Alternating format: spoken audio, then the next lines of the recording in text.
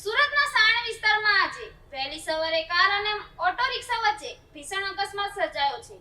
અકસ્માતમાં auto rickshaw ચાલકને ગંભીર રીતે ઘાયલ થયો છે, જેને સારવાર માટે હોસ્પિટલ ખસેડવામાં આવ્યો છે. સુરત શહેરના સાયણ વિસ્તારમાં આજે વહેલી સવારે ગંભીર માર્ગ અકસ્માત સર્જાયો હતો.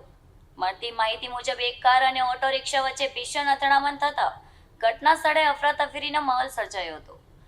અકસ્માત એટલો જોરદાર હતો કે ઓટો રિક્ષાને ભારે નુકસાન પહોંચ્યું હતું.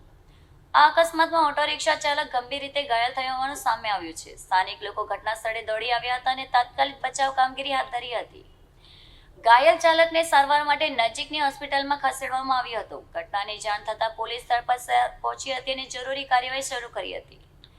અકસ્માતના કારણે થોડા સમય માટે માર્ગ પર ટ્રાફિક જામની સ્થિતિ સર્જાઈ હતી. પ્રાથમિક તપાસમાં વધુ ઝડપ અથવા બેદરકારીનો વાહન ચલાવવાના કારણે અકસ્માત સર્જાયો હોવાની આશંકા વ્યક્ત કરવામાં આવી રહી છે.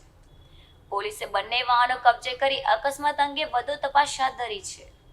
હાલ ઘાયલ ચાલકની સ્થિતિ અંગે હોસ્પિટલ તરફથી વધુ માહિતીની રાહ જોવાઈ રહી છે. આ ઘટનાએ ફરી એકવાર માર્ગ સુરક્ષા અંગે અનેક સવાલો ઊભા કર્યા છે.